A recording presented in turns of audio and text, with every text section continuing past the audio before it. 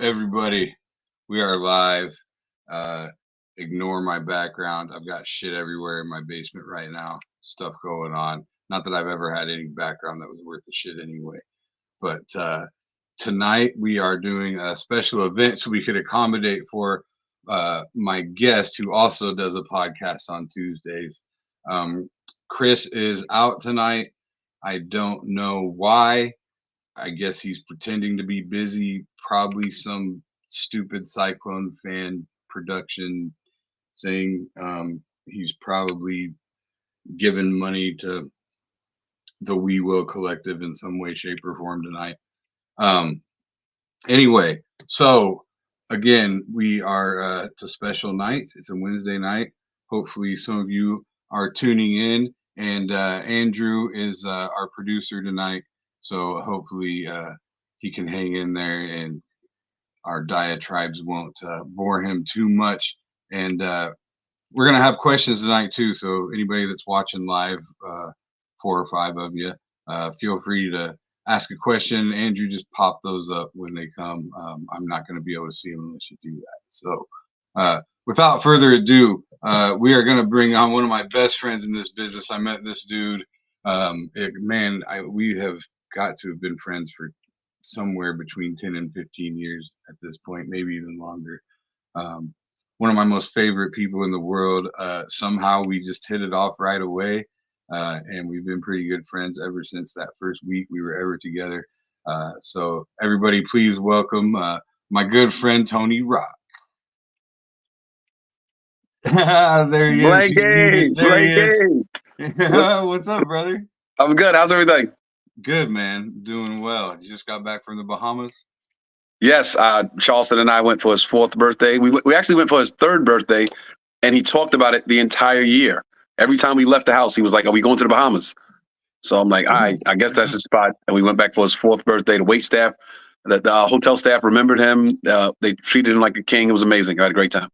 3-year-old spending a year talking about the Bahamas.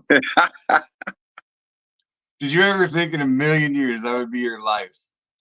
No, not at all. And I make sure that I make him aware of the fact that, like, besides the parties and the running around and building sandcastles and all the stuff we do, right, I always take a minute to just sit in the sand with him. I'll take a day and say, like, whoever's there, my family and friends, hey, just give me an hour with my child. And we go sit in the sand, no toys, and I let him know, hey, me and Grandpa never got to do this. Me and Grandpa never did this his entire life. So I'm going to make sure that we have these moments, as many as we can, for as long as we can. And see, I think I've talked to you about this before, and I'm so jealous in a way that you had your first child this late in life. Like, how much better of a father I would have been. I mean, my son's about to be 22 this month, and where I'm done, I'm done. He's off the payroll. So like, that's all good. But just like, I can tell that you're taking time to smell the roses. You're taking time to appreciate and understand that he's not going to be this small forever. Like, I didn't have that perspective in my 20s. Right. I get it. It's a blessing that I did wait this long, because I would have been just some guy running the street like, oh yeah, I got a son, by the way. He would have been an afterthought. Because it's not even like a bad parent way, but a lot of times guys are still trying to find themselves. They're trying to get there. They're trying to establish their money and where they're going to live, and their job situation. So you're just still growing in every aspect. So you can't really dedicate yourself to being a parent, a dad, like you really should. I happen to be later on in my years, financially established. My job is what it is at this point, and I could just really, really spend the time. Plus, based on the losses that I've had in my life, it made me realize that how precious life is. And, the fact that my dad is not around and my dad will never get to see his grandson makes me want to pour into him even more, like all the stuff that his grandpa taught me, that I will impart to him. How old were you when you lost your dad? Man, I was 18. Same age my dad was when he lost his. I was a bad kid in high school, so I had to go to summer school every year. Like, I would do a whole year, 9th grade, then the whole summer school. 10th grade, whole summer school. So I didn't graduate until the following year the first day of school, I had to go to school and get my diploma. And I came home and showed it to my parents, and my mom was unbelievable, like blown away. My dad was like, "Oh, good job," but he was already sick. His health was already deteriorating. So I just remember that, like, damn, like I wasted all that time not being a good student and not listening, and turned around and he was gone. And I just realized, like, okay, that was a horrible way to lose your dad and a space to be in with him. So it was like, going forward, when I have a kid, man, it's gonna be all about that baby. It's gonna be all about that kid. And it was diabetes, right? He Yes. was diabetic. Yeah. So was he type 1, type 2? No, it was complicated. It was diabetes, and then he had a perforated ulcer, and it burst, and the internal bleeding, along with the complications from diabetes, made it one hard to treat the other, and and that was it, man. I was, for 5 years, I was in a depression. I was just floating around for the next 5 years. So my brothers did it, like me and my brother Brian. My brother Brian's birthday was yesterday, and we were talking about like family stories. And I was like, you do remember? I don't remember a lot of these dates. And he's like, oh yeah, that's right. Because for 5 years I was just in a funk. So when they tell me stuff, it's like I think I was there, but I couldn't tell you names and dates and all that because I was gone. You can like only really remember how you felt during that time. Yeah, I remember seeing people at a function. Like, what year was that? Oh, that was that year. Okay, I don't remember. Yeah, that's all like one big long year or something. Yes. Yeah. I mean, that's the biggest blow to the gut. I mean, your dad's like your first hero, Yep. Like, I'm fortunate I have both of my dads still. My dad and my stepdad both are still around, which you've partied with my stepdad. I was just telling my little brother about I said, hey, Dad, Dad's probably gonna watch tonight because Tony's on, and my brother didn't know that. I was like, Dad whipped a nay. Yes, he did. Yes.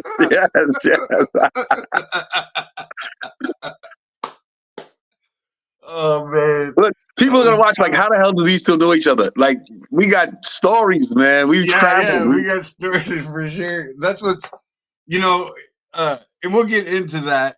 I don't want to miss this topic yet, though. I don't want to lose this topic yet. But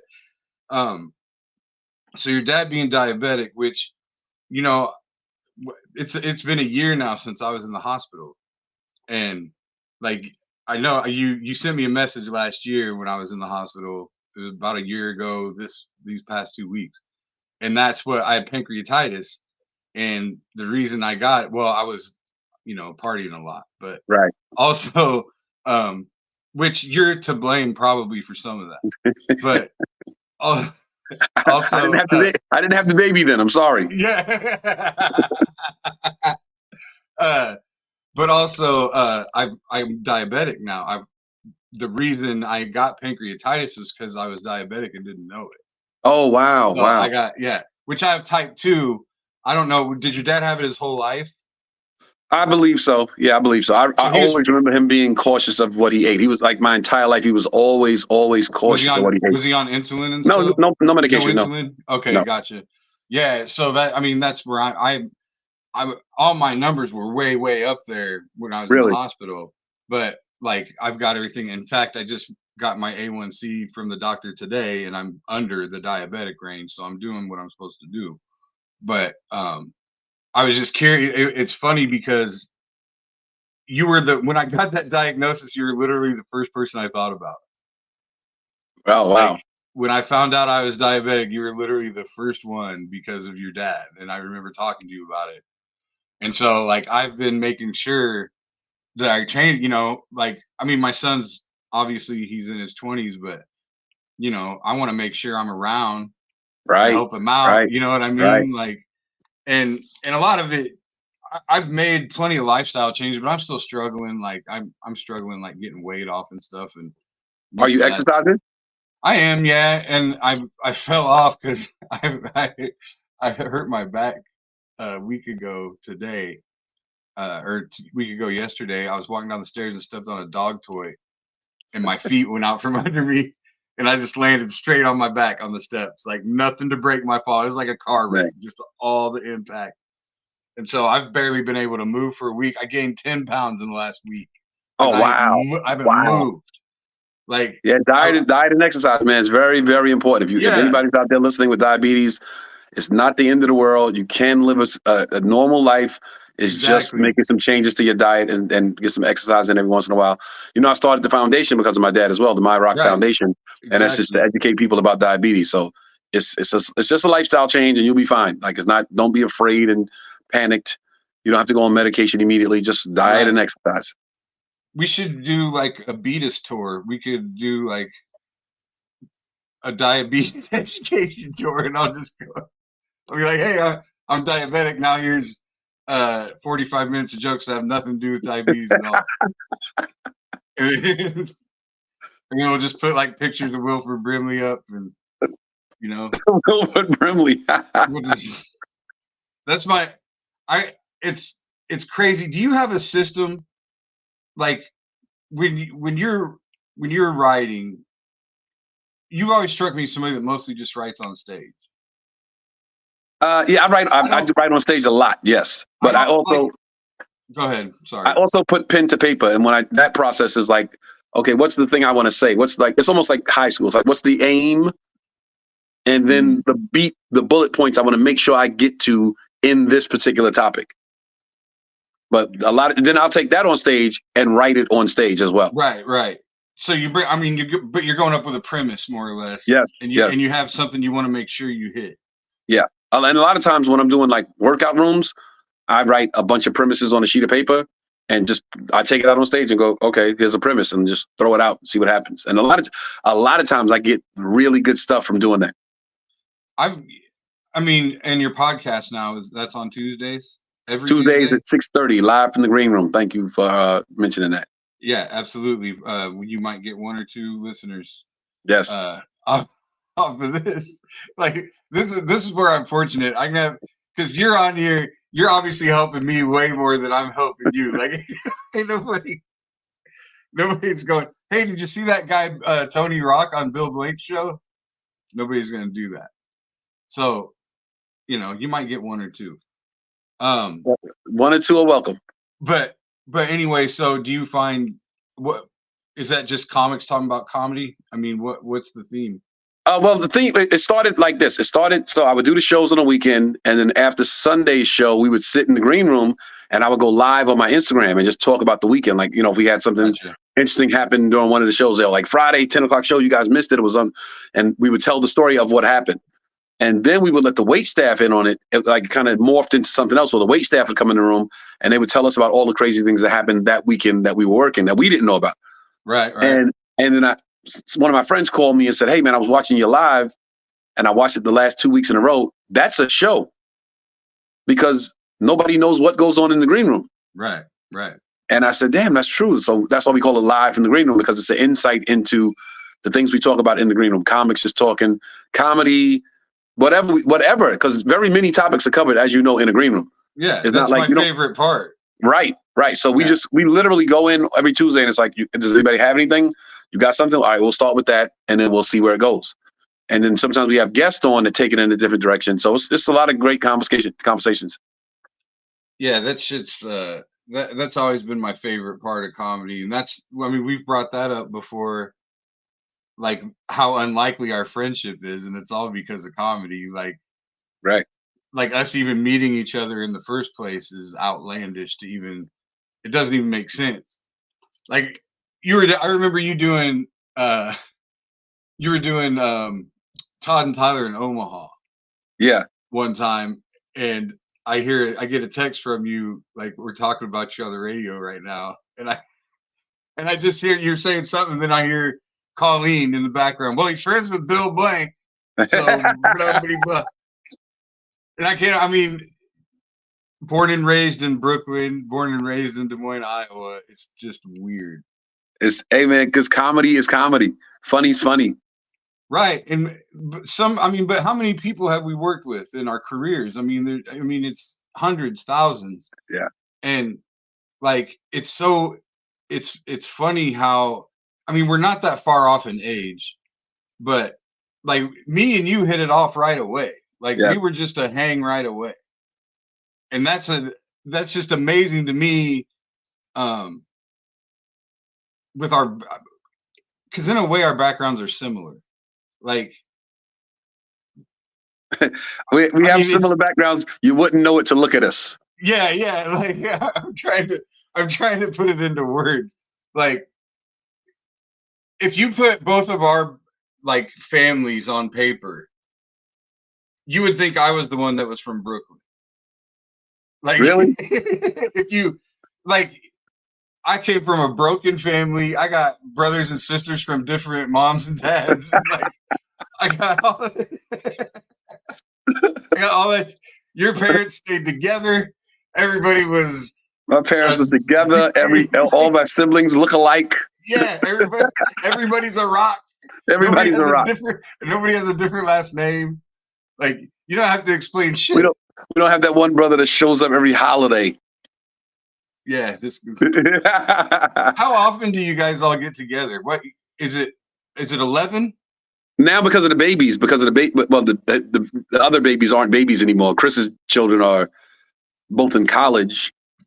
His oldest daughter is in his oldest daughter is in culinary school in Paris, France. Nice.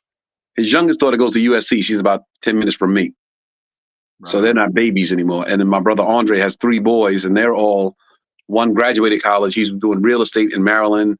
The other is in college playing football. And the other, his youngest, kids are so oblivious to things when good things happen. Yeah, so they called me back. I took this test for the post office, and they called me back, and I got the job. And we're like, dude, what are you talking about? Yeah, the post office hired me. I'm like, you could do that for the next 20 years and be good. Yeah. And he's like, oh, yeah, I just call me. I took the test, and they call me. He's like, he might be 20 years old, like maybe 21. I'm like, you do that shit till you 41, retire, full and pension, be good. Like, all that shit that you never. But did you think about that in your 20s? In my 20s, I took the test. I actually took the test for motorman, really? for the motorman for the subway. Yeah. And I remember taking the test, sitting in the room like, I don't want to do this shit. Right. I might have taken that shit at like 18, like whatever age you are eligible to take it, whatever that age is. I took it, and I'm in the room looking at people like, what? I don't want to get this fucking job. But see, your mom was a school teacher, right? Yes. Yeah. And what did your dad do? My dad he drove a truck for the New York Daily News, but my dad would work. He drove a taxi. He would get off work and drive a taxi, or he would get off work and go to another job. He worked 80 hours a week. He worked 2 full-time jobs a week. And the crazy thing is, I never felt like, in my entire childhood, I never felt like I didn't see him. Really? That is amazing. There was never a time I remember like Dad wasn't there for this and that. It was like, wow, how do you pull that off? Because there's how many of you? 11? 8 boys, 2 girls. 10. Yeah. Yeah. I mean, to live in New York with 10 children, you about have to work 7 jobs. Why did he only work 2 jobs? And if your mom was a teacher, that's not. I mean, right. And then she stopped. Don't make near enough money. And then she stopped working after like baby number 4 or 5. She's like, I just want to be with my kids. Yeah. Well, so then it was probably better. Right. I mean, right. Absolutely. Cost wise. Absolutely. Because otherwise, I mean, how far apart is Chris the oldest? No, Charles, then Chris, then Andre, then Tony, then Derek, then Brian, then Kenny, then Quan, then Andy, then Jordan. Yeah, and Jordan's the youngest. Yes. Jordan's what, 24 or 5 now? 20. I think Jordan's like 27. 27? Yeah. And Chris is in, so what's that? Almost 20 years apart, right? Yeah. So from oldest to youngest, I mean, I suppose she could have made Chris watch people. Oh, no, that's what he says. He says when you have that many kids, you raise the first couple and then they raise everybody else. Yeah. Did you feel it all like that? I mean, you're not far enough away really from. You probably feel like. No, I was close. I was close enough to get the life lessons, and not get the, the talking down to. Yeah. You know what I mean? So a lot of times, it's so funny. A lot of times when we talk, a lot. This happens so much, Blanky. When Chris and I are talking, and I'll say, "Yeah, man, I remember you said that before. You said that sometimes in life people gotta." And he's like, when did I say that? I'm like, I don't know. I was like 15, 16. He's like, damn, you remember that? I'm like, yeah. And then a week later we'll be talking. I'm like, you're the guy that said, I remember one time I said, you're the guy that said, expect a girl to treat you like shit.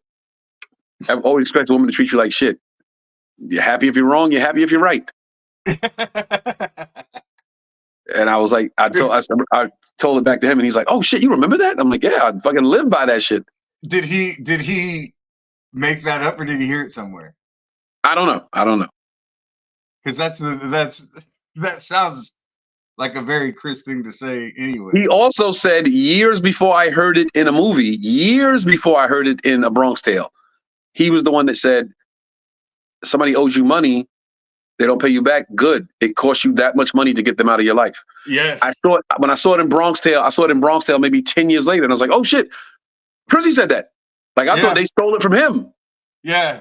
That, I can't remember if you and I talked about that or not, because I remember giving a guy $20 one night at a bar that's just fall down drunk dude, and I applied that logic to it. Yeah. And then I was drunk enough that I realized when I left I was never going to see that fucking guy again anyway. Exactly. And I should have just never gave him the $20. Yeah, he gives a lot of the stuff I just say back to him, and he's just like, "Oh, I didn't know you remembered that." He said whenever people, because once I started making money, it was people are gonna come, family is gonna come, and friends are gonna come, and it's gonna change everything. Women are gonna be different, and he's like, always remember that the amount of money that people are asking for, they don't really need that much money.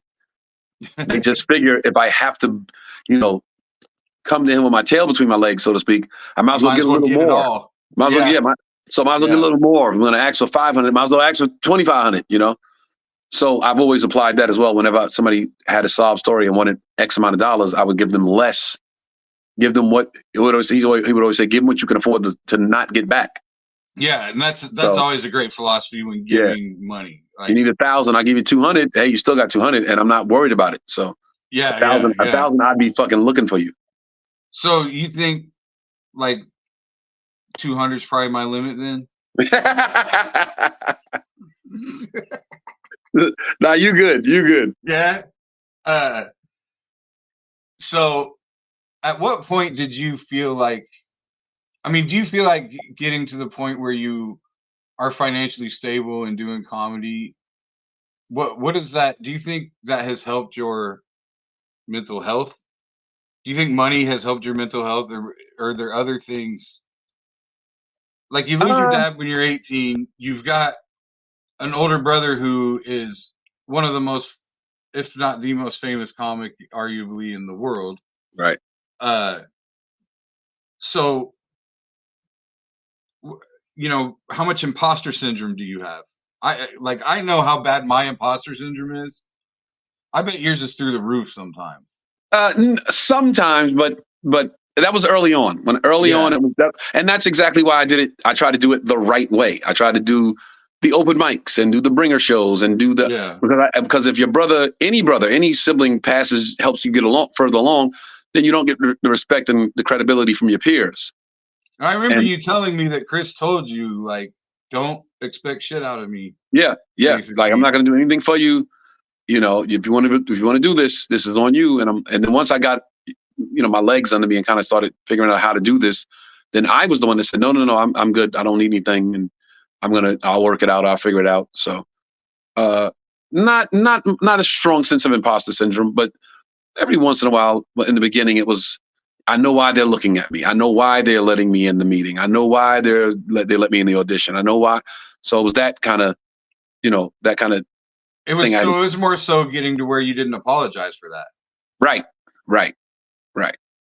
Because you're delivering the goods. And right now I'm 25 plus in. I'm 26 years in. It's like I think I'm here now, the guys. I don't think it's Chris Rock's brother at 25 years in. No. Been in some stuff. I've written some stuff. I've sold some stuff. I've done some things. I think you can call me you can just refer to me as Tony now. When's the last time you ate a dick? Like, okay, actually, when's the last time you ate a dick and you were getting paid? I remember doing a college. This might not be the most recent, but I remember this one because I remember thinking, like, fuck, they paying me for this shit. I was doing a college somewhere in Midwest, and they were just there because they were giving out free tickets, so the kids were there on their phones, and guys are talking to girls up in the back of the auditorium. About it. Right, and about it. And it was one of those shows where it's like, don't talk about drugs, don't talk about sex, don't talk about. So I'm just like, hey, you guys, why don't we put our phones away and enjoy the show? And like, I'm trying to just talk to It's children. like a school teacher. But these are 20-something year olds. They're, you know, they're like, fuck you, dude. Like, we just here because we was trying to get out the dorm room. Mm-hmm. You know, I was a guy just standing there for all intents and purposes. They didn't care who I was. They didn't care about no credits. Oh, you're and a I remember like, I remember the back of my neck sweating, and I'm just like, man, like how more time do I have to do? And I remember saying to myself, and they fucking paying me for this. Like I feel bad that I'm going to take this money. I just had it happen. What happened? I did a post prom. First of all, I shouldn't be doing a post prom. Right. Like I can't relate to 17, 18-year-old kids, especially in small town Iowa, you know? And these post proms, they're all being held hostage. They don't even really want to be there. Yeah. Like it's just the parents, and trust me, their parents love them. They raise so much money. Your parents are trying to keep you from fucking, okay? You heard it from me first. 100%. They're trying to keep you somewhere where you won't fuck or get drunk or do some illicit drug. That's exactly what it is. And they think people that fuck and do illicit drugs are going to entertain you. 100%. And the thing is, here's the only reason. I mean, I'm still thinking about it, like ways I could have done better. And it wasn't horrible by any means, but it was horrible for me. Right. Like, and I tried to tell him, this is my solace, is like, I said, you don't want a comic. You want a magician or a hypnotist. Like, you don't want a regular comic. Right. You don't. And they think, so I threw them a big number thinking that would price me out of it. And they said yes. Yeah. So it's like, okay, now I got to do it. And what they don't understand is they think they're paying that much money because I'm that good. And it's going to be that good of a show for these kids. They don't understand they're paying me that money because this is going to suck. And this is how much you're going to have to pay me to go through it.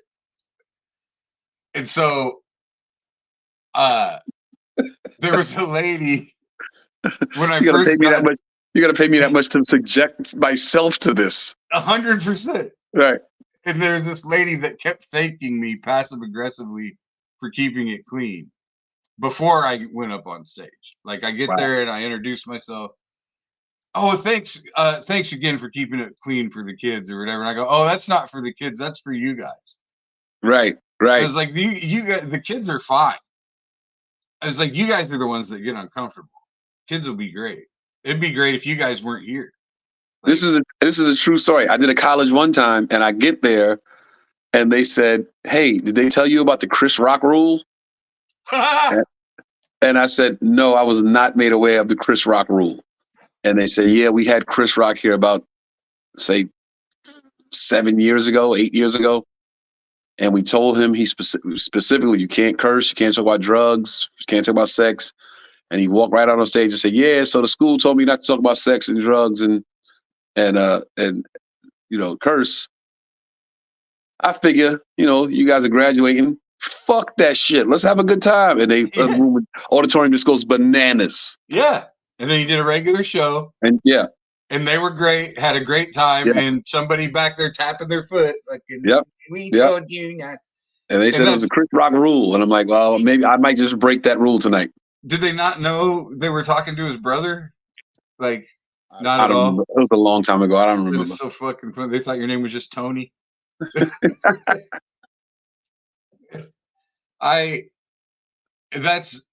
so that's what I did. I got up. I did kind of a version of that in a way. I said, this lady has thanked me 100 times for keeping it clean for you guys. And I just want to know how many of you are 18. And a bunch of them raised their hands. Yeah. I was like, so here's the deal. You guys can go overseas and get shot in the face. But I say the F word in front of you, something bad might happen. Yeah. And they love that. And there's no, it's like that. It's just like that cafeteria show at a college. There's no momentum to be had. There's no rhythm. Yeah. Half of them are on their phones. If they leave the place, they don't get any of the prizes. Yeah. And then, Yeah. and when they leave, somebody has to call their parents and tell them that they left. So they can't get away with shit. They're hostages for the night. It's 1:30 in the morning. They're fucking miserable. God bless them. God bless all you kids that sit through that. Yeah. So year after year after year. I stole their fucking money. I mean, I tried to tell them. As you should. I mean, what am I supposed? Colleges have that. Colleges have that surplus. They just pay. Yeah, but this was a high school. This is like a bunch of parents in a small town in Iowa that had bake sales and shit to raise enough money to put all this together. And they gave me more than $1,000 to just eat a dick for 30 minutes. And I even talked them into letting me only do 30. I knew how bad it was going to be. As soon as I walked in, you better be funny. I'm tired. Oh, well, we're fucked. Like, just right away.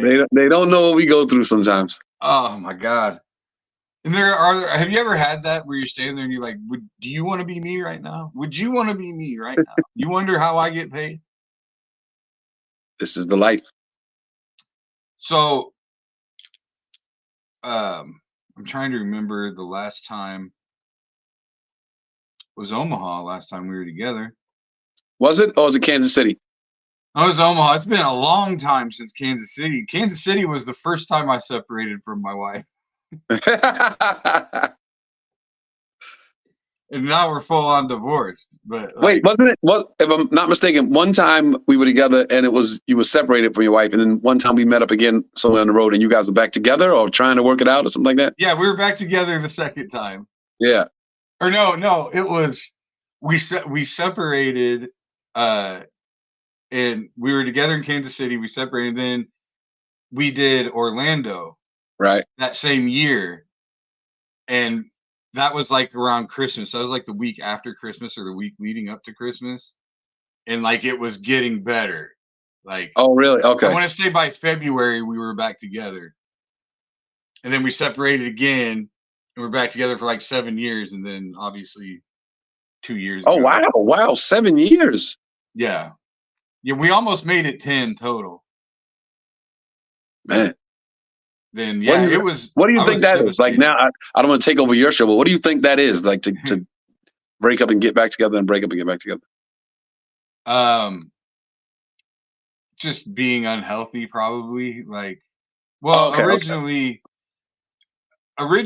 like, like when we were together in Kansas City, that was like 2 days after I broke that dude's nose. Don't you remember? I remember that. Yeah. I remember that. Yes. Yeah. Because I almost didn't get to the gig. I thought I was going to end up in jail. Right. Yeah. But I got lucky. But, yeah, I don't know. Well, come to find out, she's just mostly just a sick person. She's basically a sociopath. Like, so it was just comfortability. Like you knew what it was. Yeah, it was maybe some codependency, maybe. Like, yeah. And she's a person that always, her pattern was always have another relationship ready to go. She treats it like it's a job. Uh-huh. You know what I'm saying? It's funny. I actually started writing a bit the other day about how people don't even know how to be in a relationship. No, nobody knows how to be single. A guy will just go, she's pretty. Like I want to be with her. Like, but what does that mean? What do you really mean by that? Like, well, you know what it entails? How do you decide? I mean. Yeah, listen.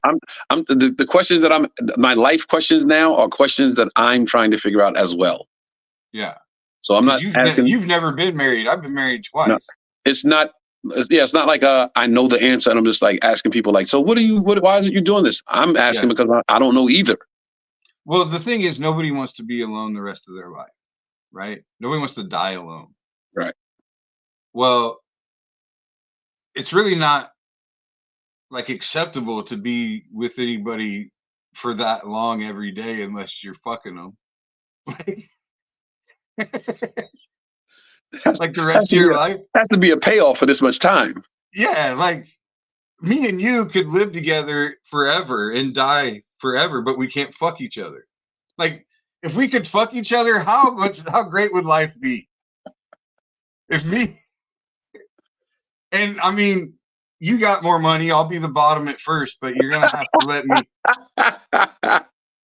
You're gonna have to let me earn my way. Like, there's got to be, we got to elevate each other. You know, that's going to be the part of the whole podcast that they clip and goes viral.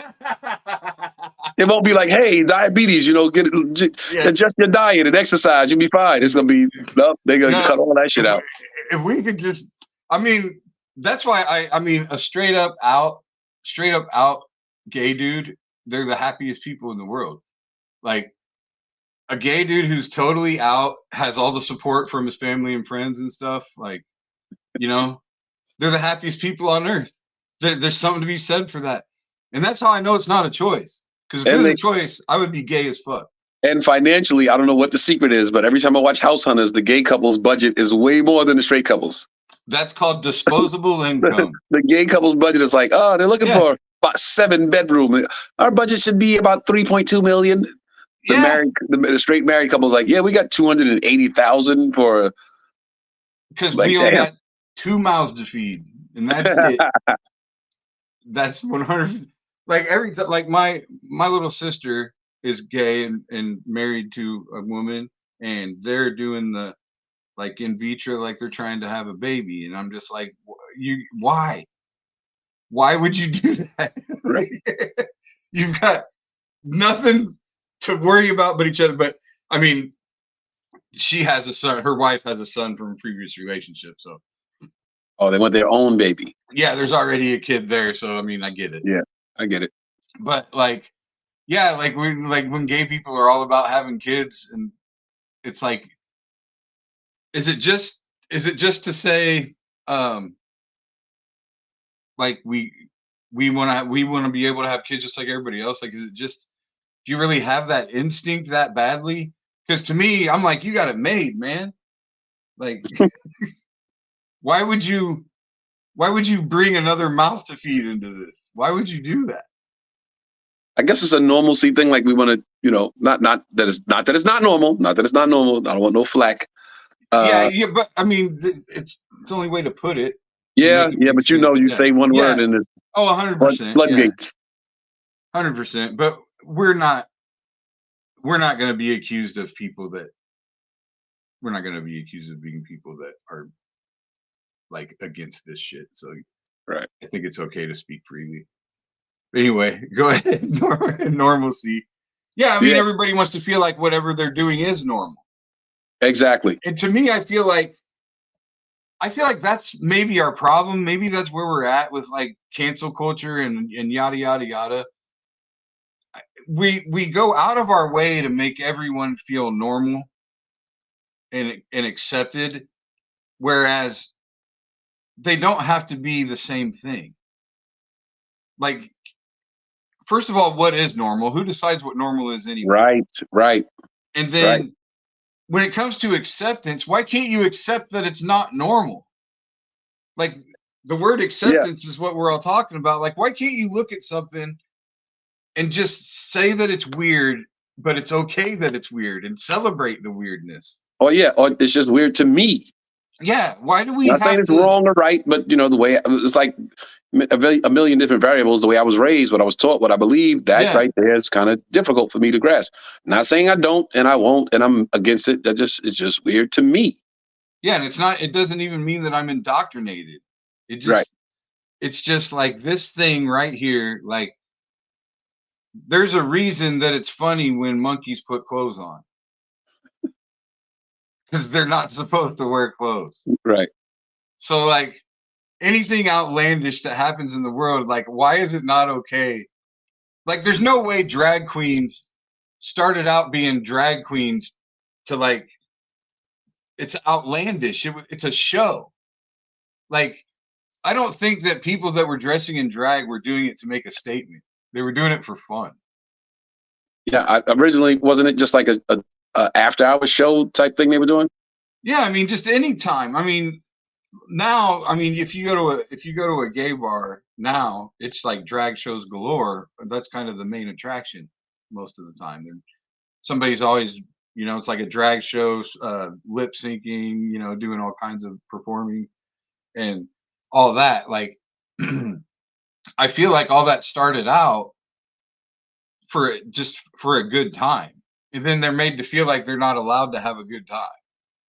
Like, you're not allowed to do whatever it is that you do, no matter whether it's hurting people or not. You shouldn't be allowed to do that for a good time. And then it turns into this whole civil rights issue when it didn't have to get that far. It could have been just like, oh, that's fucking weird, but I don't have to go to the show. Just don't go. Right. Like, why can't you leave it at that? Why do we have to make everything normal? Why? I agree. You know? When's the last time? What they say? Change the channel, right? Yeah. When's the last time? What? Well, like a strip club, for example. There's always people talking, you know, wanting strip clubs out of their neighborhoods, or you know, there's always a thing where there's a strip club too close to a neighborhood. Oh yeah, it brings a certain element to the neighborhood. Yeah, and it's like, well, you don't have to go.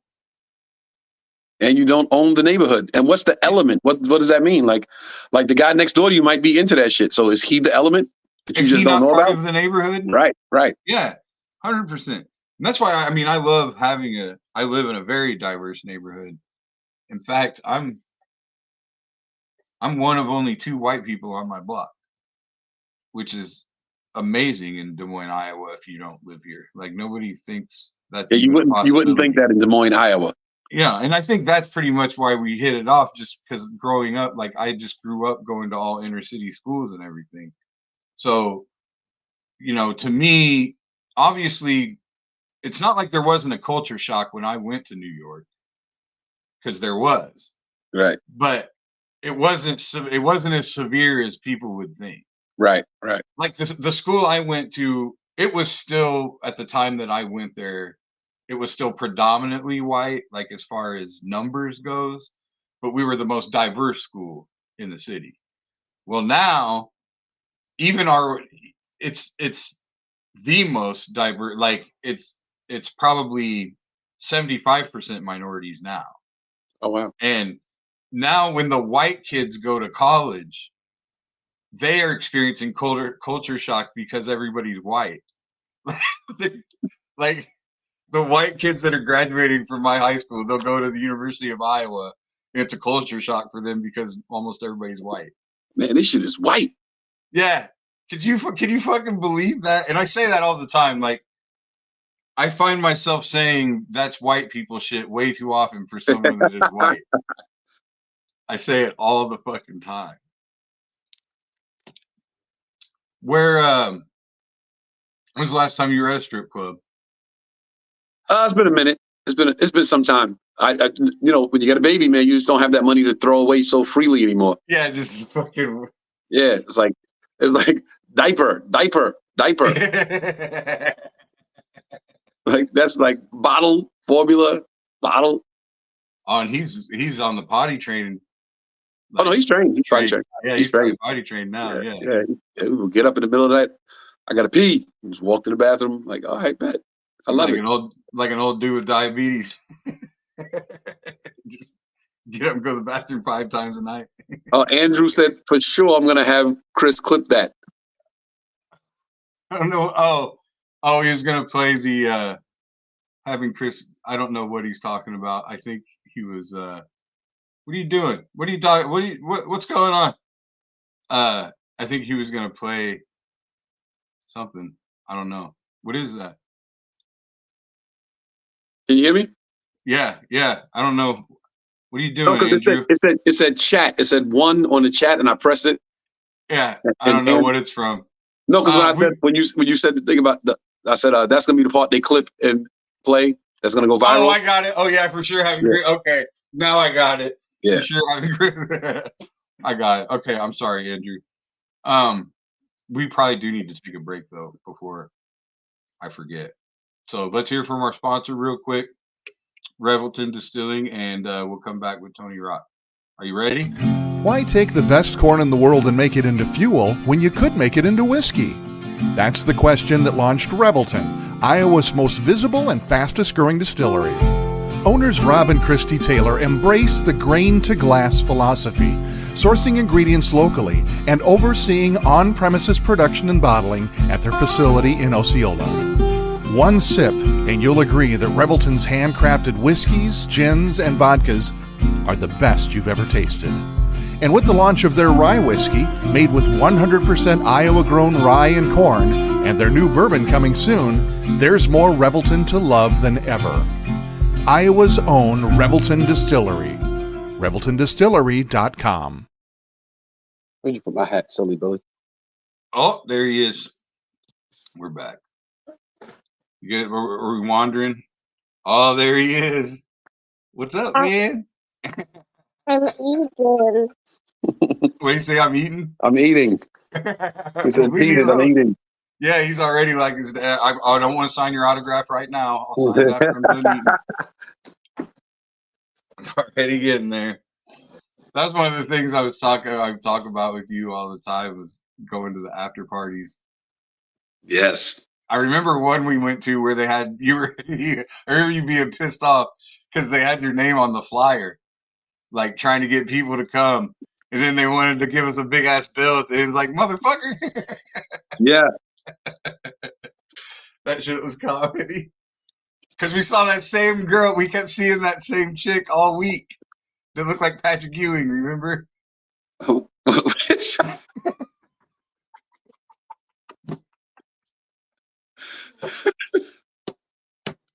That would be, all these parties, I always tell people these stories because, like, I would always be like the only white dude, and I would be like, I was always torn between like, do I just like hold on to your arm the whole time, or do I stand here and act like security? Like, I always felt like I was half security. Every time at those parties. A lot of my friends like that. Like, man, like I go out with you, bro. I feel like I can just stand next to you and I don't know what to do. I'm like, but just chill. Yeah, yeah. And it was always chill, but like I was always worried, because everybody there thinks you have a bunch of money on you or something. Like exactly. Everybody, and so I always had my head on a swivel. Not that I could have done shit. I just would have done my best, but like, just looking around, I was always just watching. I was always like, and that's, you never had like a chain on. You never had any, right. You never were flashing anything. I mean, you always had like your earrings, but I mean, that's going to be a lot of work. But yeah. Like a chain or something, somebody can just run by, snatch the chain, take off, like shit like that. So I was always, but I remember that one time, I remember a party in Kansas City. And the first thing you did, because the DJ kept, Tony Rock's in the building. Tony Rock's in the building, y'all. Blah, blah. And he went up and told him, say Bill Blankson. So he said, yeah, give it up for Bill Blankson. Bill Blankson. Nobody knows who the fuck I am at all. I'm just nodding.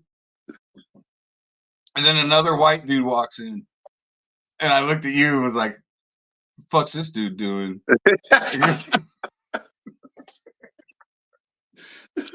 He's on your turf. Like, this dude came in here. I'm the fucking white dude. What are you doing here? Like, but he came in there wearing fucking FUBU and shit. I think he had like shades on indoors. Yeah, he was trying really hard. FUBU sweatsuit and something like that. I'm like, nah, bro. Yeah, that was like tech. There had something to do with Tech Nine. Wherever we were, I remember. Oh, I remember that. Yeah. It was his birthday, like, I think. It was like a Tech Nine birthday party or something like that. Yeah. Damn, I remember that. Yeah. But that dude's like, I don't think I've ever even heard a Tech Nine song. People around here talking about him all the time. He came. Were you there when he came to the Improv the time I was there?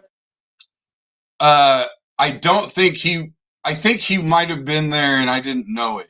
Because I just remember we went to his birthday party after the show. Okay, it was basically over. I did the Improv one year in Kansas City, and he was at the show. He was in the room, and they brought him to the green room to say hi after the show. Oh, got you. Yeah, no, like, I wasn't there then. He was like, "Man, you're super talented, bro." And I'm like, "Oh shit, this is Tech Nine, like the most famous unknown rapper in the world." For real, like, and he's like in with metal dudes and stuff. Yeah, like, he's big. He's big too. He's like friends with Slipknot, I guess, and like they do all kinds of nutty ass shit.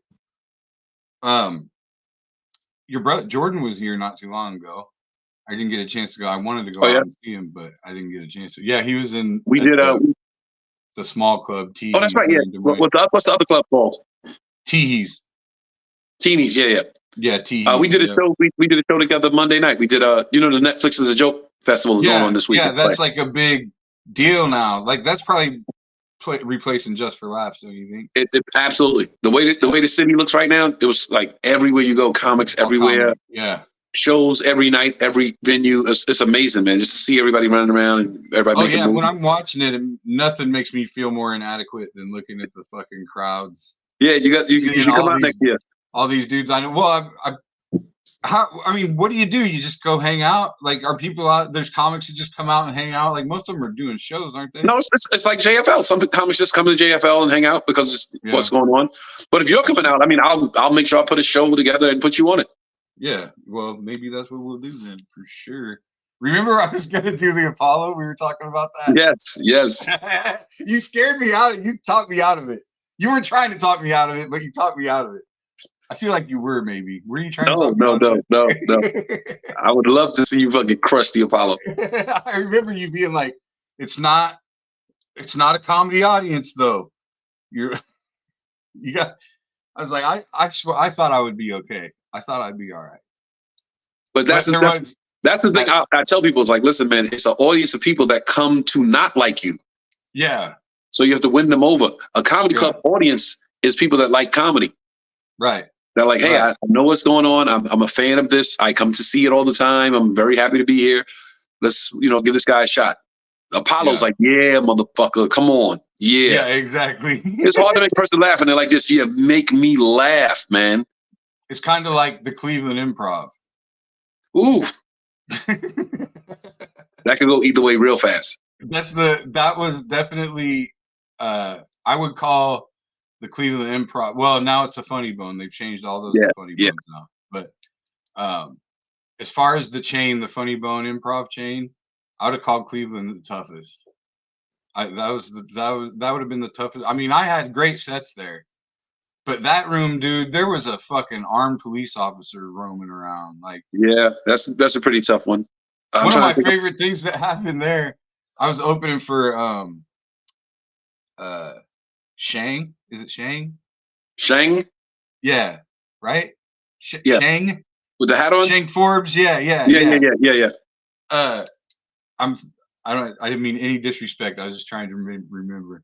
I was opening for him, and I mean, for the longest time with Funny Bones Improvs, I'm the only white guy there at a lot of the shows.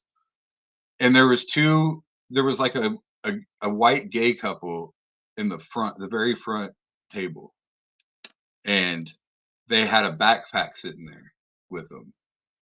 And everybody was flipping the fuck out that they had a bag.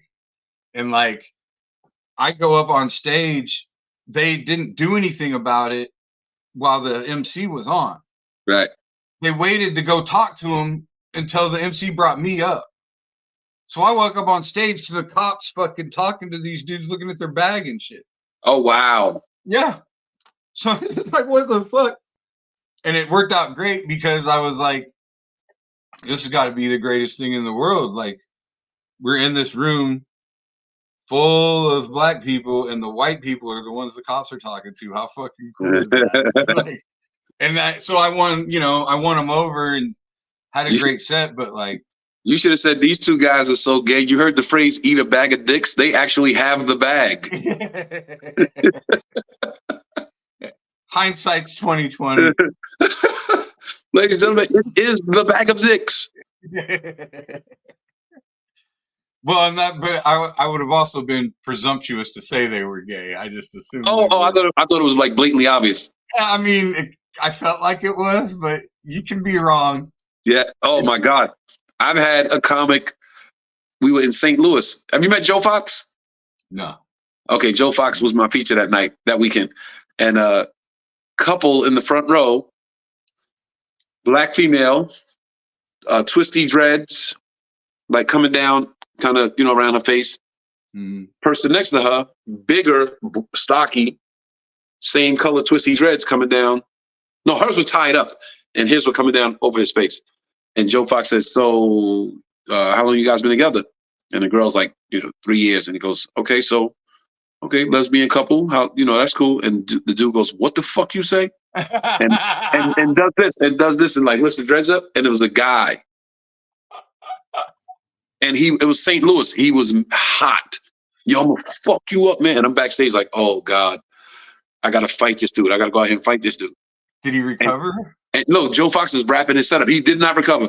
So I come out, I'm like, just bring me up, man. And he brings me on. I go, okay, all right, everybody calm down. I'm calm down. I'm like, where's the guy that he thought was gay? I knew exactly where he was. I go, where's the guy at?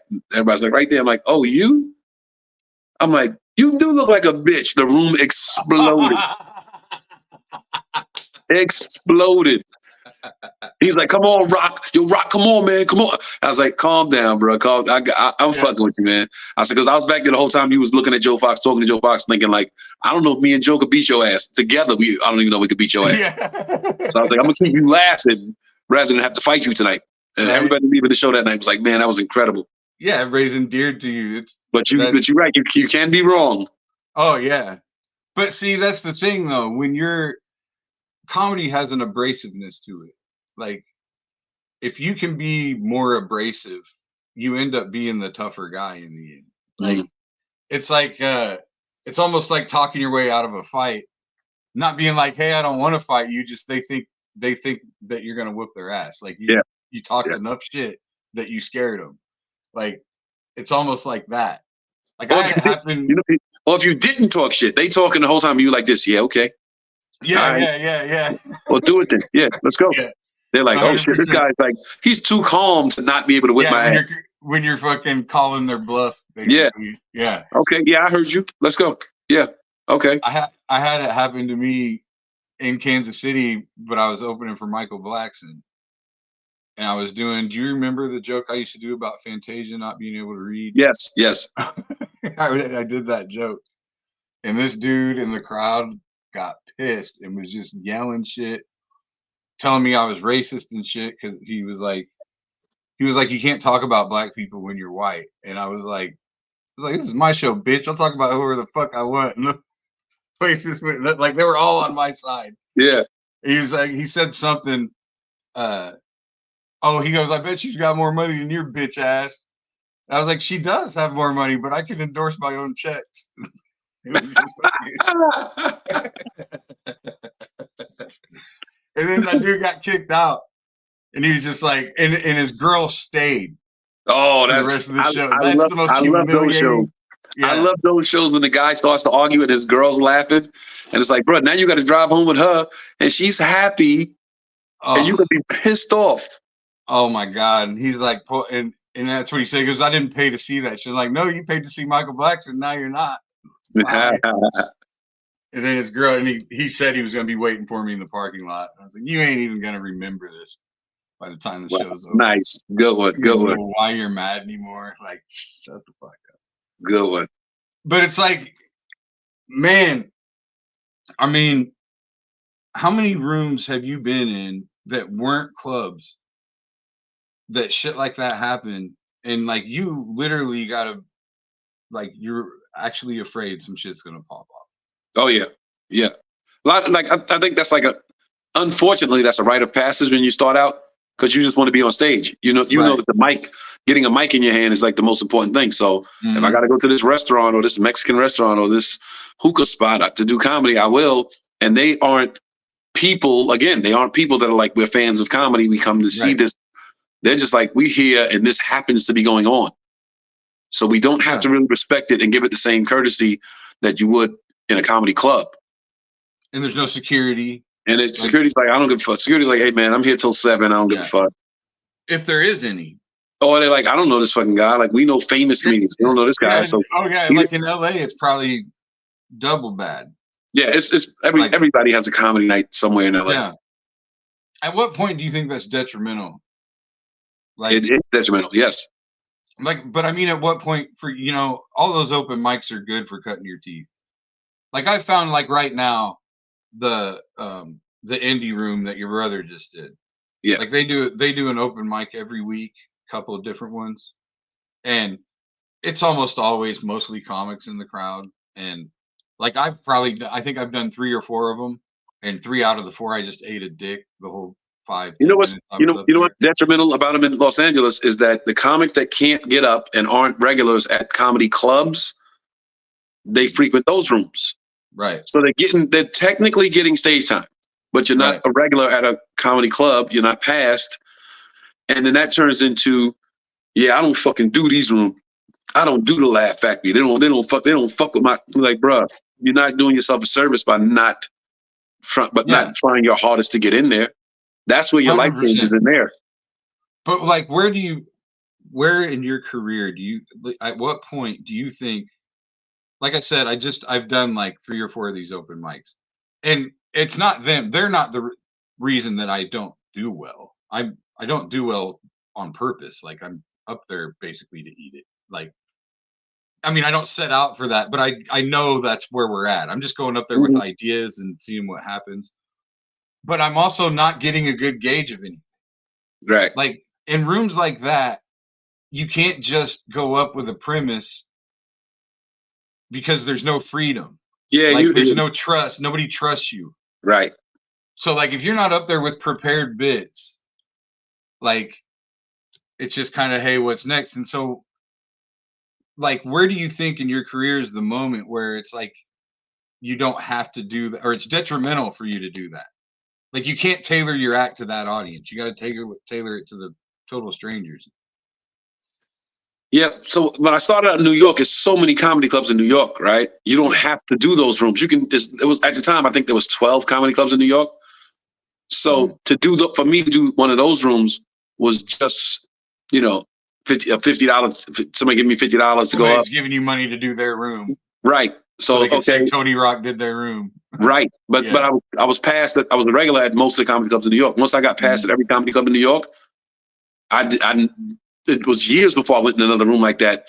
And when I went back, I was Tony Rock. So it was like, oh shit, Tony Rock came by. You know what I mean? So I kind of got to dodge that bullet by not being the guy that was like trying to build my stand-up, resume in those rooms. Well, there's still those people that are like, fuck the funny bone type of people. Yeah. No, that's what I'm saying. Those guys are out here. It's like, don't you understand? That's the major leagues. Exactly. Like, that's where you're trying to be. Right. Like, it's great that you can do all these shows, and the stage time wasn't that prevalent back when I started like it is now for these guys, and that's great. I'm glad they have it, but nobody's getting paid. Is there a bigger scene out there now? Yeah, there's a lot of comics. Like, well, I don't know how to explain it. Like, there's a lot of people doing comedy now. Right. There's Teehees has 2 nights a week that they have. Like, they have a Wednesday like open mic where there'll be like 30 people sometimes. Oh wow. And then they have a Thursday that's more like a showcase. And the crowds aren't. It's not a very big place. But they're trying to expand too. I think they're buying another building and they're trying to get a little bigger or whatever. I do like what they're doing because they're fostering a creative environment. Right. Like, a lot of the reasons, like the amateur comics and stuff like that, will say like fuck the Funny Bone. It's because the Funny Bone isn't doing stuff like that. The Funny Bone doesn't just allow anybody on their stage that says they're a comedian. Yeah. But they don't understand that's something to aspire to. Like, you want to work at the place that gives you a check every time. Yeah. Plus, sometimes they don't understand, like, yo, that's a business. Like, the Funny Bone's a business. They have to put asses in seats and get the 2-drink minimum in the door, to make money. Right. So, you can't do that. Then, not that they don't like you. It's not. Don't take it so personal. It's like, this is a business they're running. 100%. They don't understand like that. They just how much money it costs just to open the doors and turn the lights on. Right. Then you got staff to pay and all that.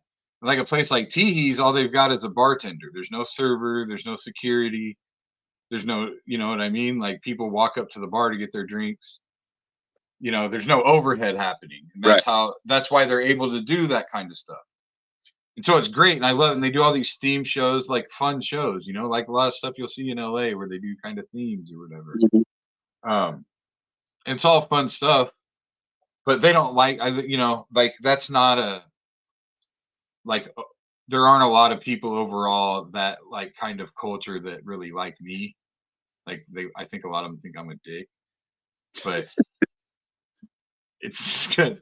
Well, like back, I've been doing this almost 25 years now. So like, a lot of those guys, it was always, I think they have them in New York too. Everybody calls them scenists. No, what's that? Like, everybody's about the scene. Yeah. The scene, like all those guys that were all about the scene. Well, it's because they weren't going to make the sacrifices. They weren't going to go on the road. They just want to make a cool poster and get a bunch of people in Des Moines to go to their show that they do every once in a while. They're not right. Like, they don't know what it's like to have to eat off of this. And so I used to, when they would badmouth the Funny Bone and shit like that, and I'd snap on. They make their Facebook page, Des Moines comedy scene, but they don't treat me like I'm a part of it, right? It's like, well, yeah, those of us that did this for a living ever, that's who you should be holding up. Like, nobody has to kiss my ass. I don't want anybody to kiss my ass or anything like that. But like, I mean, you guys, when you disrespect the one club that can give you a check, like that's how I paid my child support for fucking 15 years, was that club. Like, your fucking Java Joe's comedy night ain't doing that. Like, why am I a dick? Because I'm not going to your open mic all the time. And if I do go, I might do a set and then leave, and then I'm a dick because I didn't watch people. Like, I didn't stay to be a part of the audience or whatever. It's like, you can't win, man. You gotta do you. You gotta do your thing. Just it's that imposter syndrome. It's always there. I always feel like a fraud.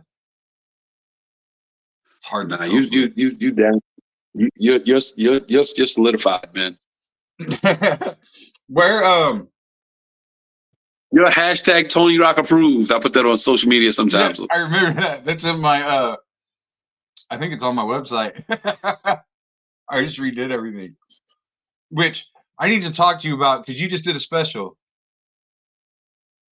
That yes. You financed it yourself, right? Yes. How arduous was that process? Man, listen, so couldn't get the deal, thought I would hold out for the deal, and the deal materialized, and it didn't. And I'm talking like this is over the course of years, okay? So I've had managers come and go, and their whole bargaining shit was, I can get the special done. So I would go with, work with this guy, years in, no special, work with this guy, years in, no special. And there's two comics out here that I spoke to, and they were like, you got to just do it yourself, man. Like, you got to you have the material, bro. You got the goods, you can do this. And people need to see you more, like in other places that haven't seen you. I know you got repeat business on the road. Your shows are sold out. And people are like, hey, this is my 5th time seeing you, my 4th time seeing you. But we're the new people. And that's how you reach them with the special. So I took all the, like, damn near all the money out of my bank account. I circled a date on the calendar. I said, this is the date. Sticking to it, not moving off of it. Let's go. Sam Tripoli. You know Sam Tripoli? I do. Sam Tripoli, good friend of mine. We did Montreal together. We was in the same graduating class with the same new faces class. Trip has some partners that he works with. Like, hey, they would love to partner with you and help you make this thing happen. So hired them, got the venue, just redesigned the stage. They let me redesign the stage, put new lights in. We did everything, A to Z.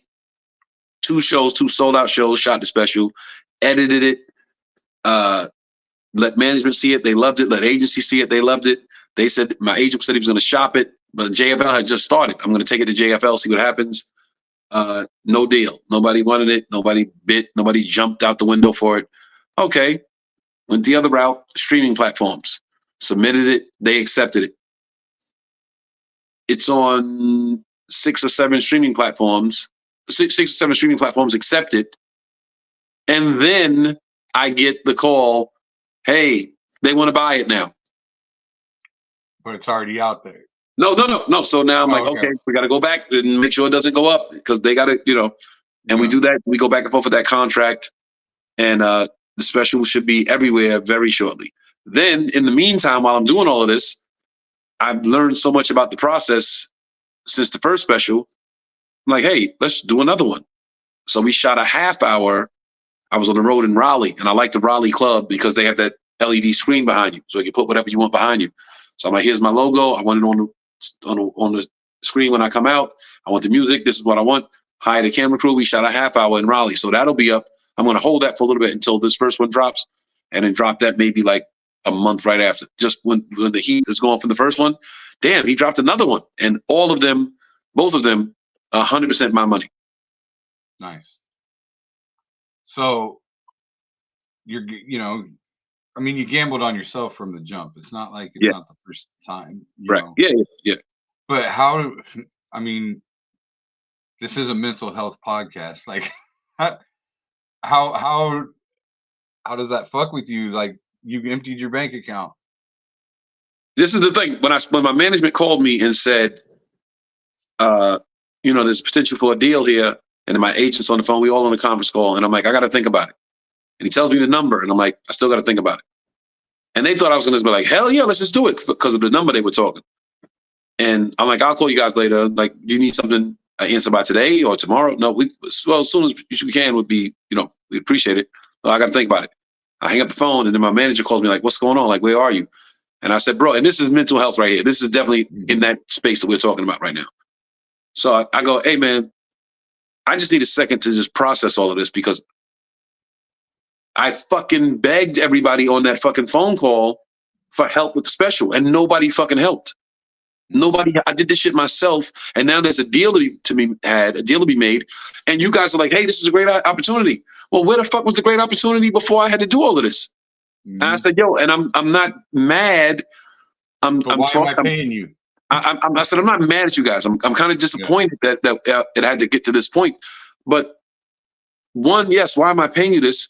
But I said, to be honest with you guys got to let me come down off of my anger before I can really make a real thoughtful decision on this. Because I'm sitting here right now like, what the fuck? I did all this work and nobody helped me. And now they're like, hey, great idea. Great. We got a phone call. We got a deal. We? Yeah. What's this we shit? So I had to literally sit like for 2 days. I called my sister. I called a couple of the comedy friends. It was like, I'm going to tell you what my headspace is. And then you guys tell me. And they're like, listen, man, this is an opportunity for the special to get seen.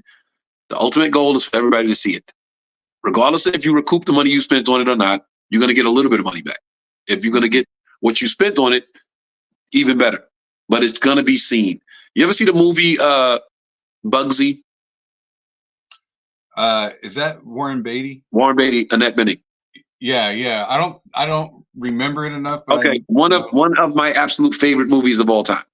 Nice. I'm a watch. And he's trying. He plays Benny Siegel trying to get the flamingo built. Okay. And he invests so much money, and he takes so much money from mob bosses, and takes money from people, and he sells shares that aren't there anymore. And Meyer Lansky says to him, "Hey, Benny, you're going to end up with nothing on this deal. At the end of the day, you're going to end up with nothing. You owe everybody. You can't pay. You can't possibly pay all this money back. You're going to end up with nothing on this deal." And he turns and looks at him dead in the eyes and goes, "But the flamingo will be built. That's not nothing." Right. And I'm like, that shit hit me every time I see that. I'm like, that's the fuck I'm talking about. Like that, but the flamingo will be built. And that's not nothing. If I get nothing on the back end, the thing that I built will live forever. I love that you said that because, and when we get off air, I want to talk to you about it. But that's where I'm at. Like, I have a project, and wait, can we put a pin in that right there and take a Revelton break so I can pee? Yeah, well, actually, bring up the sponsor. Yeah, just we can run it one more time, let him pee, but we're gonna wrap it up soon anyway. Okay, bet. But yeah, go ahead. Throw another commercial on, Andrew. Why not? Why take the best corn in the world and make it into fuel when you could make it into whiskey? That's the question that launched Revelton, Iowa's most visible and fastest growing distillery. Owners Rob and Christy Taylor embrace the grain-to-glass philosophy, sourcing ingredients locally and overseeing on-premises production and bottling at their facility in Osceola. One sip, and you'll agree that Revelton's handcrafted whiskeys, gins, and vodkas are the best you've ever tasted. And with the launch of their rye whiskey, made with 100% Iowa-grown rye and corn, and their new bourbon coming soon, there's more Revelton to love than ever. Iowa's own Revelton Distillery. ReveltonDistillery.com. Perfect timing. Look at that. My God, this dude's prostate is healthy. I had a doctor's appointment today, by the way, and he said, he's like, you did all the EKG and blood work and all that stuff, and he's like, so everything's like, you're working out, you're a healthy guy, yeah. You have any trouble urinating? Any problems there? I'm like, no, I didn't know that was a problem. Like, he's like, yeah, some people have problems urinating. I'm like, oh, I didn't. Oh no, yeah. I said, we good. I was at the doctor today as well because when I hurt my back, I went to the emergency room, and this is what's bananas. Like, I have all my medical shit in my phone, right? Like, so when they put something in the computer at the doctor's office or anything, it comes to my phone. I see all that shit. Nice. So I got to the emergency room, and within an hour, they got me back and got X-rays and everything because I would have sworn I broke a vertebrae. I broke something when this happened. Like, I was nauseous. The pain was so bad. I couldn't move. So they got me X-rayed really quickly. Well, then the X-ray results come to my phone while I'm in the waiting room. And it says no breaks or fractures in the X-ray. So now I'm just waiting on the doctor. I already know no breaks. 6 hours go by, still haven't seen the doctor. Oh, shit. So I just left. I was like, they're just going to tell me to leave. Anyway, like, nothing's broken. They're not going to like do an MRI all of a sudden. I'm not shitting myself. 6 hours? What no explanation? They were just that busy. Like, basically, once they x-rayed me and saw no breaks or anything, I wasn't high on the priority Right. list. Yeah. So, as people are coming in with real trauma, like ambulances and stuff like that, that's what's filling the place up. I did learn something, though, which may come in handy as my health deteriorates in my older age.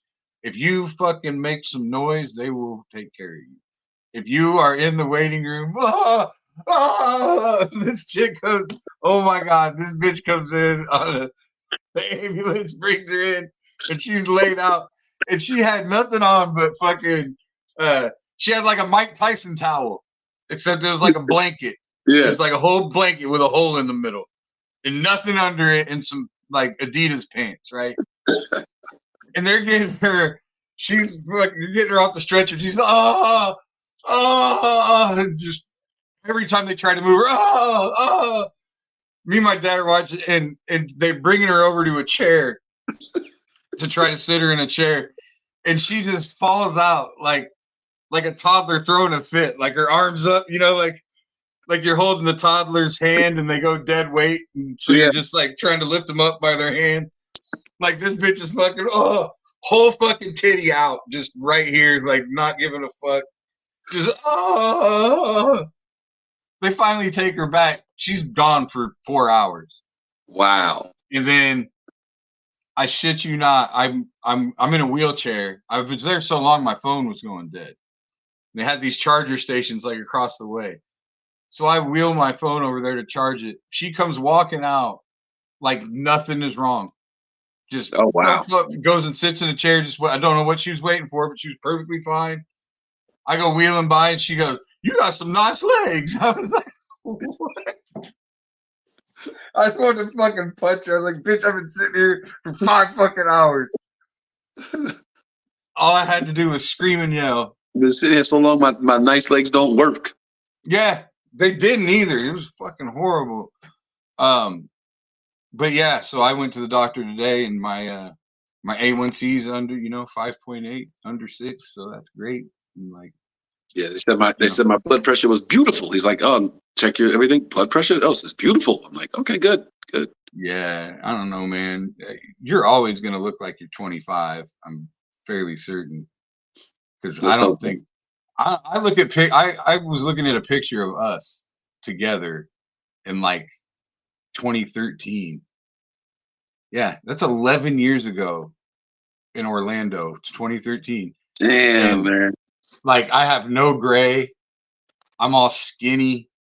Of course, at that time I was separated from the wife and going through all that shit, so I wasn't eating. And I was like, but it's just weird. And see, you look the exact same. I look old as fuck now. Now I got some grays in here. Yeah, you get. But are you doing any of the diet? Are you gonna diet? Would you diet? I don't know. This is what I think about every once in a while. Like, cause I really enjoyed having that black goatee. So I'm like, maybe I could just put a little something on it. But if it looks fake, then I don't know. Yeah, that's what's hard because you got to get it long enough. But then I see like, like guys on TV, like black actors on TV. I'm like, how the fuck did they do that? Like I know that guy's older than me. How did he do that? Like, what's the thing you're using? Yeah, I don't know. But I've thought about it too. Like, so if you ever see it, everybody watching, if you ever see the black goatee, just shut up. You know what happened. Have it fucking dripping. Looks like shoe polish. Just the Rudy Giuliani just coming down like. Man, all right. Well, we should probably wrap this up. We try to keep it at an hour. We're at an hour 20. Oh, okay. But I definitely can't thank you enough for coming on, brother. And I hope that I get to see you soon. Yeah, absolutely. It's been and just so you, we'll touch on it before I go. Like, because you said this was the mental health aspect of the show. Like, I'll be brief. So, well, we got time. Don't worry. I called my brother one day, and I'm like, long story short, I'm in a hotel one night in New York City. I'm laying in a hotel. I'm looking up at the Empire State Building. Of all views to have, I had the most incredible view. I'm looking up at the Empire State Building. It's royal blue because I think it was opening night for the Mets. So they always change the color of the Empire State Building. The top is royal blue, my favorite color. I'm looking up at the Empire State Building, thinking about family, friends, all type of stuff. I have a breakthrough. I'm just like, damn, because I was home for a couple of days seeing family and friends, and a couple of people that I had fallen out with and wasn't talking to and all that, And I'm like, one particular relationship in particular, I'm like, okay, that was like 90 to 92. You've been holding on to that shit for damn near 25 years. Like, bro, you gotta let that shit go. And I realized, like, right there in the moment, I was like, I'm Tony Rock. You know who I am. Like KD said, yo, I'm KD. Y'all know who I am. I'm Tony Rock. You know who I am. I've had great days in my entire life. I've had incredible days in my life, but not as incredible as they could have been, because every day I would wake up and grab that bag of shit and walk into the new day. You know what I mean? So you can't do that. Whoever's watching, you can't do that. You got to clean slate every day. You know what I'm saying? 100%. Like, it's a great way, I don't know, just your maturity level, how that changes. Yeah. Like, yes. Now that you have a son, like you were talking about with the managers and everything and the agents and that anger and wanting to come down from the anger before you made the decision. Like, 15 years ago, you might have just made that decision in anger. 15 years ago, I'd been like, fuck y'all, I'm not doing that shit because y'all should have just, and that would have ruined. I would have ruined an opportunity for myself. So now you gotta take your ego out of it sometimes. Like, look at the business aspect of it. I have a cousin that lives in Dallas, Texas. We had fell out years ago over some money that he cost me. I never got it back. Every time I saw his parents, they would promise me my money back, and I never got it back. And that's neither here nor there now. And we talked, and we kind of buried the hatchet, so to speak. And then he called his sister the next day and said, hey, I saw cousin Tony's in town, and I went to a show and he was great, and we hung out and went to dinner afterwards. And he said, I don't know what it is about him, man, but he has a calmness about him that was like, it was impressive how calm he was. And I said, hey, man, it's the baby. I'm not trying to fight nobody. I'm not trying to yell in the street and argue with no girl, none of that. I got my baby to get home to at the end of the day. And when I'm on the road, even more so, because I got to get back to him in another state. Yeah. So everything is like, hey, man, it's okay. It's fine. Yeah. The money, I never got the money back. Don't worry about it. I've made it back 100 times since then. Yeah, it's so far in the rear view. Yeah, it's like, bro, I'm not going to wake up tomorrow and that shit will not be a thought of mine tomorrow.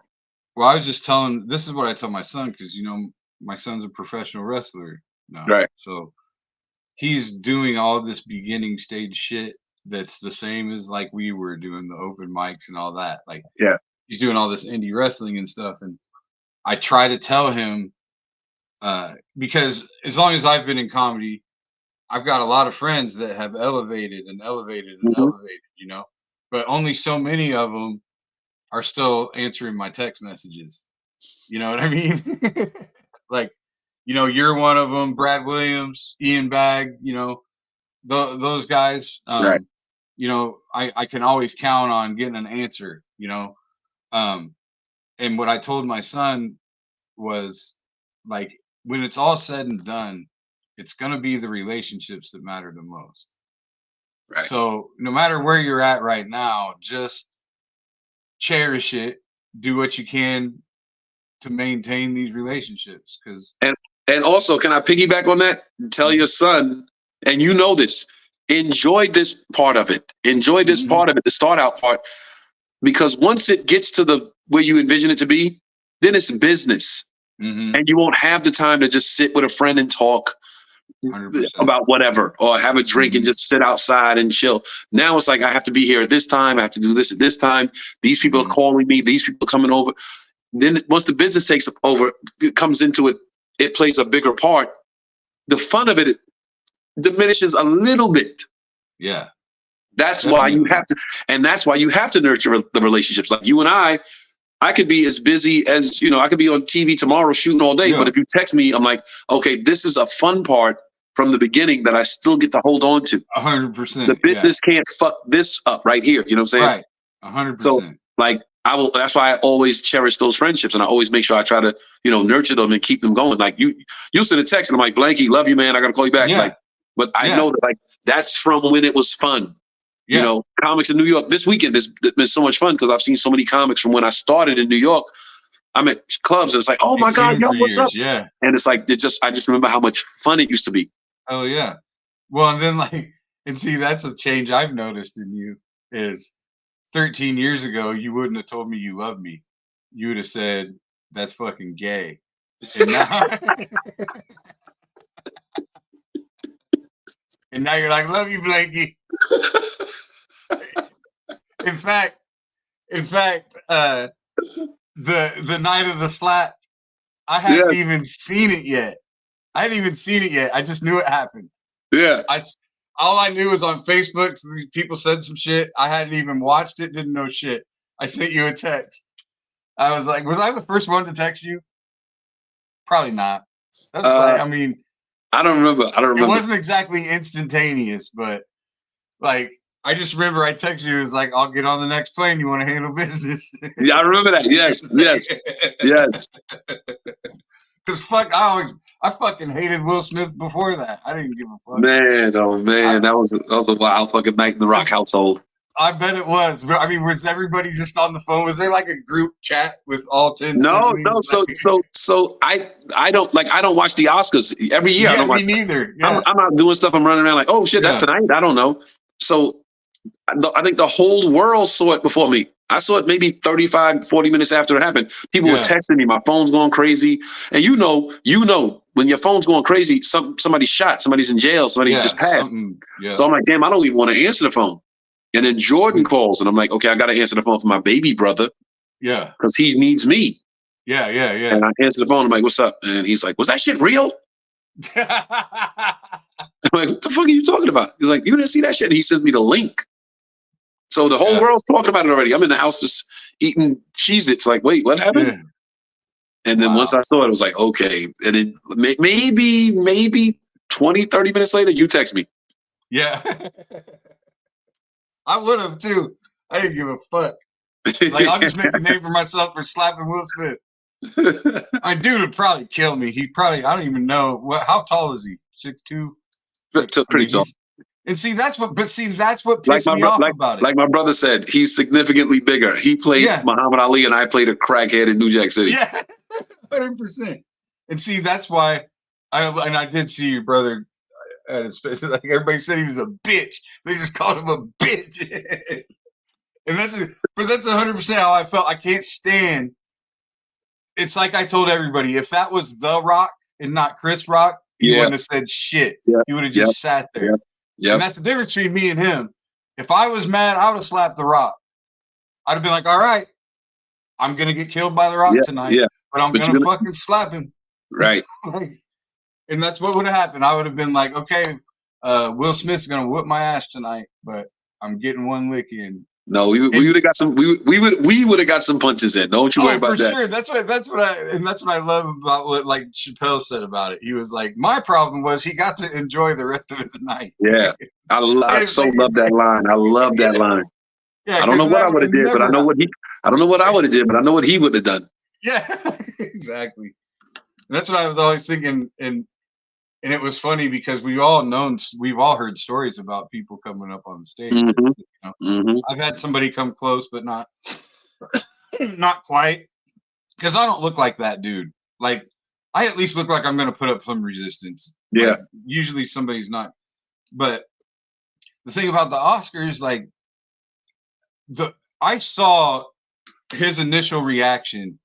He cupped his fist. Like, as soon as he got slapped, he came up kind of like, and you could see in his body language that, oh, I can't do that right now. Like, I totally saw it. Like, I saw his fist clench and I saw his arm move. Like, he was ready. He was about to defend himself and then realized he couldn't. Because our parents have always taught us you don't fight in front of white people. True words have never been spoken. That fucking hurt. That hurt my back. Oh, fuck. So, never fight in front of white people, and the most dangerous man on the basketball court is the wide open white boy. Wide open white boy. Danger. That's probably the text I send you the most. Yes. Wide open white boy text. Yes. Yo, this whole women's basketball season, I thought about you. I thought about you a lot because I watched a lot of Iowa games, and I'm like, I know Blanky somewhere just so happy right now. I watched the whole tournament. I watched games. I'm like, I know my man Blanky is like just like hell yeah right now. Well, and I remember you texted me when Iowa beat Michigan, when Michigan was undefeated, and Iowa beat them by a field goal.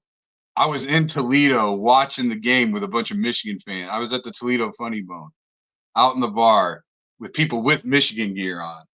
And so I'm yelling for Iowa the whole time. And I remember you sent me a text just like, somebody's happy. As soon as they hit that field goal, you're just going to text me.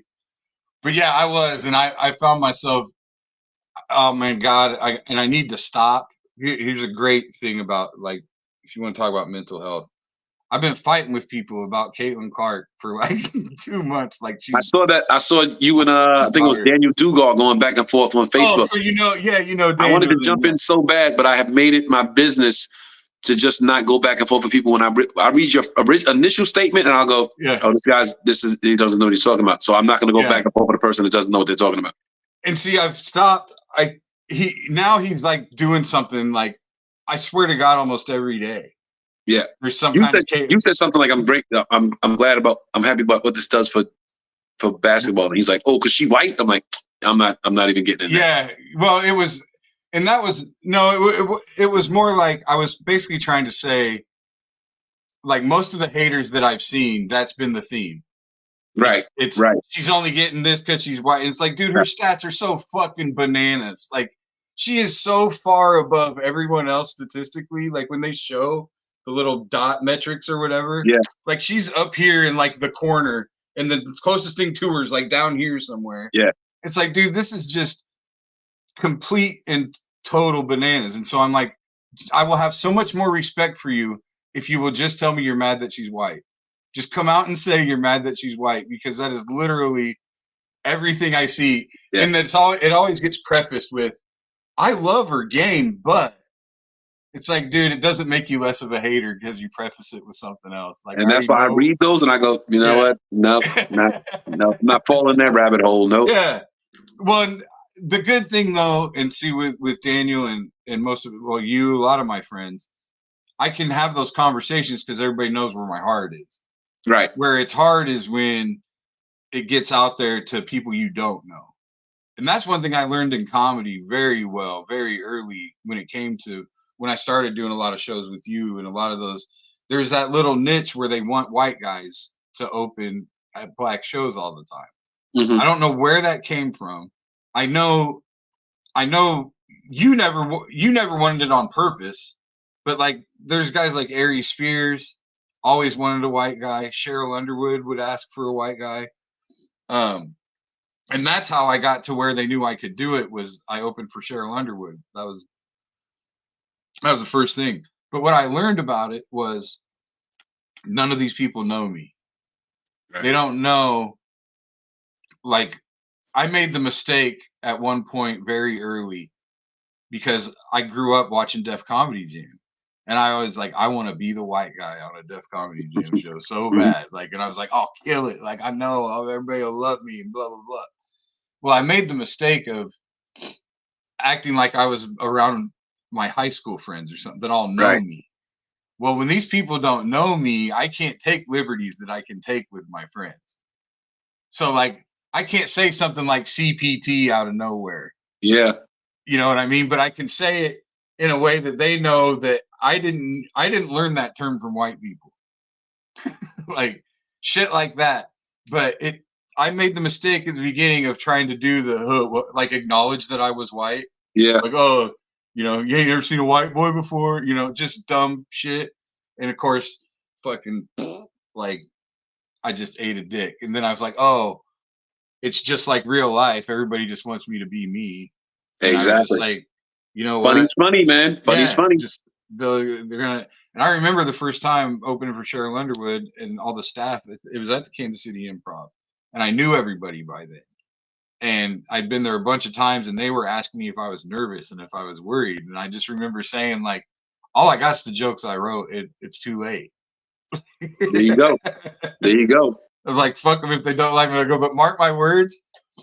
Walk around the room, and if I'm doing well, I promise you're gonna hear at least 3 or 4 times, this dude don't give a fuck. And I'm like, and that's a compliment. That's a great analogy for life right there in very many ways. Like, all I have are the jokes I wrote. Yep. That's a good way to look at life. Like, you know what I'm saying? You can put that in very many different scenarios, and it resonates just the same. All I got is life is the jokes I wrote. Yeah, it really is. Yeah, you can that should be a motto for it's like it's like basically like I am who I am. Like, I am what I am. I brought what I brought. That I got the jokes I wrote. Yeah. I fights till the finish because I eats my spinach. All right, brother. Thank you so much again. And I'm gonna do you have time when we sign off? Can I give you a quick call? Yeah, sure. Well, give me a minute. I gotta go. Maybe just went to bed, so I gotta go make sure I put him in. Yeah, go do all that. I'll text you. I'll text you when we get off, and like, yo, just call me. Perfect. All right. All right. But once again, I love you, and Love you, man. You are one of my most absolute treasured relationships that I have. And I hope that as time goes on, we get to spend a lot more time together, like in the physical sense. Absolutely. Without fucking. Absolutely. Without fucking. I promise that's gotta be the new thing now. We gotta. Well, I'll see you soon, brother. I love appreciate you, Blakey. Thanks, man. All right, man. I love you, man. Be good. Yep. Thanks. Peace, everybody. All right.